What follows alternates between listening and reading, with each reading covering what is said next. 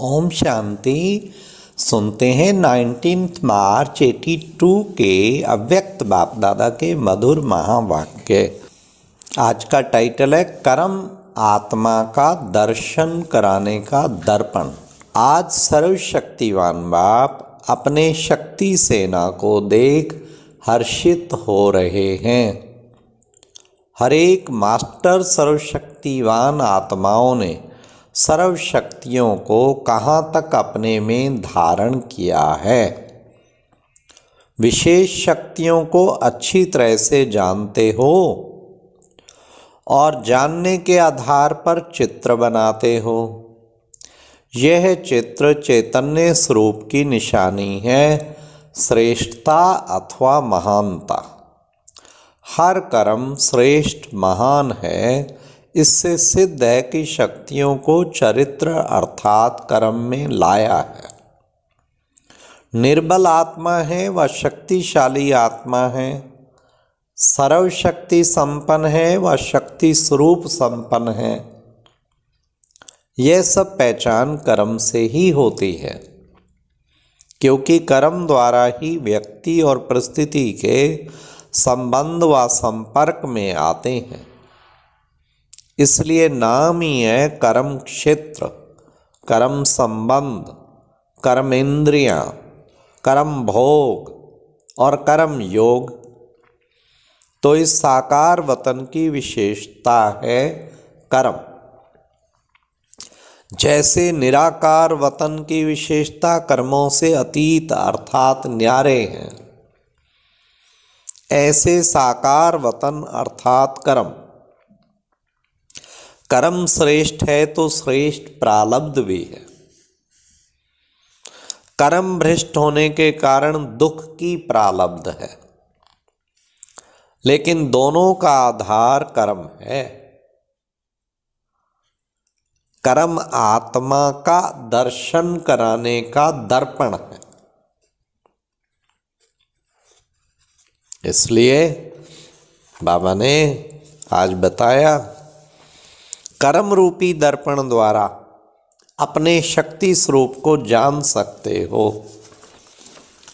अगर कर्म द्वारा कोई भी शक्ति का प्रत्यक्ष रूप दिखाई नहीं देता है, तो कितना भी कोई कहे कि मैं मास्टर सर्वशक्तिवान हूँ, लेकिन कर्म क्षेत्र पर रहते कर्म में नहीं दिखाया तो कोई मानेगा? नहीं मानेगा। जैसे कोई बहुत होशियार योद्धा हो, युद्ध में बहुत होशियार हो, लेकिन युद्ध के मैदान में दुश्मन के आगे युद्ध नहीं कर पाए और हार खा ले, तो कोई मानेगा कि ये होशियार योद्धा है?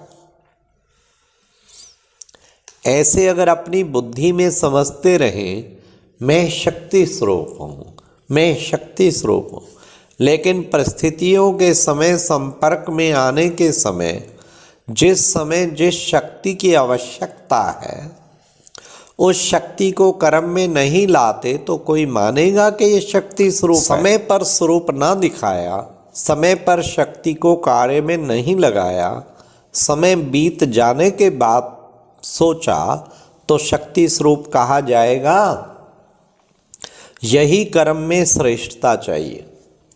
जैसा समय वैसी शक्ति कर्म द्वारा कार्य में लगावें, तो अपने आप को सारे दिन की कर्म लीला द्वारा चेक करो कि हम मास्टर सर्वशक्तिवान कहाँ तक बने हैं। विशेष कौन सी शक्ति समय पर विजयी बनाती है और विशेष कौन सी शक्ति की कमजोरी बार बार हार खिलाती है। कई बच्चे अपनी कमजोर शक्ति को जानते भी हैं। कभी कोई धारणा युक्त संगठन होता या अपने सब पुरुषार्थियों का वायुमंडल होता तो वर्णन भी करेंगे, लेकिन साधारण रीति में मेजॉरिटी अपनी कमजोरी को दूसरों से छिपाने की कोशिश करते हैं। समय पर कोई सुनाते भी हैं, फिर भी उसी कमजोरी के बीज को कम पहचानते हैं। ऊपर ऊपर से वर्णन करेंगे, और बाहर के रूप के विस्तार का वर्णन करेंगे, लेकिन बीज तक नहीं जाएंगे। इसलिए रिजल्ट क्या होती, उस कमजोरी के ऊपर की शाखाएं तो काट देते हैं। इसलिए थोड़ा समय तो समाप्त अनुभव होती है, लेकिन बीज होने के कारण कुछ समय के बाद परिस्थितियों का पानी मिलने से फिर उसी कमजोरी की शाखा निकल आती है। हाँ, कितना वंडरफुल। क्योंकि बीमारी के बीज को डॉक्टर नहीं जानते, इसलिए बीमारी दब जाती है लेकिन समाप्त नहीं होती। ऐसे यहां भी बीज को जानकर बीज को समाप्त करो। कई बीज को जानते भी हैं, लेकिन जानते हुए भी अलबेले के पन के कारण कहेंगे हो जाएगा, एक बार से थोड़े ही खत्म होगा। समय तो लगता ही है ना। ऐसे ज्यादा समझदारी कर लेते हैं।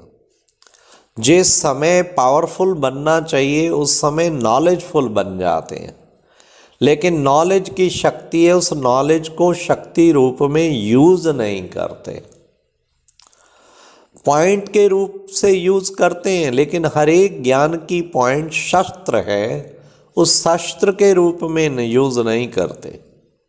इसलिए बीज को जानो। अलबेलेपन में आकर अपनी संपन्नता में व संपूर्णता में कमी नहीं करो। और अगर बीज को जानने के बाद स्वयं को जानने की शक्ति अनुभव करते, लेकिन भस्म करने की शक्ति नहीं समझते हो, तो अन्य ज्वाला स्वरूप श्रेष्ठ आत्माओं का भी सहयोग ले सकते हो। क्योंकि कमजोर आत्मा होने कारण डायरेक्ट बाप द्वारा कनेक्शन और करेक्शन नहीं कर पाते, तो सेकंड नंबर श्रेष्ठ आत्माओं का सहयोग ले स्वयं को वेरीफाई कराओ। वेरीफाई होने से सहज प्योरीफाई हो जाएंगे। तो समझा क्या चेक करना है और कैसे चेक करना है। हर ज्ञान की पॉइंट को शस्त्र की तरह यूज करो, क्योंकि ज्ञान बाबा ने कहा ज्ञान की शक्ति है, लेकिन उसे यूज करो। फिर बाबा ने कहा कि एक तो छिपाओ नहीं, और दूसरा जानते हुए टाल नहीं दो, चला नहीं दो। चलाते हो तो चिल्लाते भी हो। तो आज बाप दादा शक्ति सेना की शक्ति को देख रहे थे। अभी प्राप्त की हुई शक्तियों को कर्म में लाओ, क्योंकि विश्व की सर्व आत्माओं के आगे कर्म ही आपकी पहचान कराएंगे। कर्म से वे सहज जान लेंगे।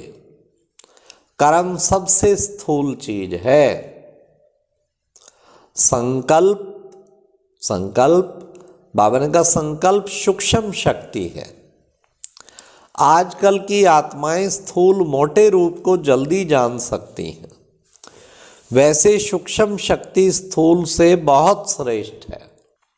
कर्म शक्ति द्वारा आपकी संकल्प शक्ति को भी जानते जाएंगे। मनसा सेवा कर्मणा से श्रेष्ठ है। वृत्ति द्वारा वृत्तियों को, वायुमंडल को परिवर्तन करना, यह सेवा भी अति श्रेष्ठ है।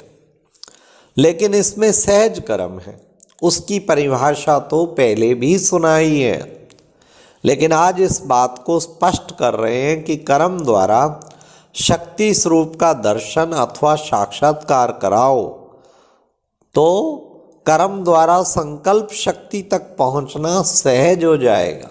ये थी आज की मुरली। बाबा कहते कर्म ही श्रेष्ठ दर्पण है, उस कर्म को अलौकिक बना दो। ओम शांति। और अब यह एक बहुत अच्छी वीडियो भी जरूर देखें।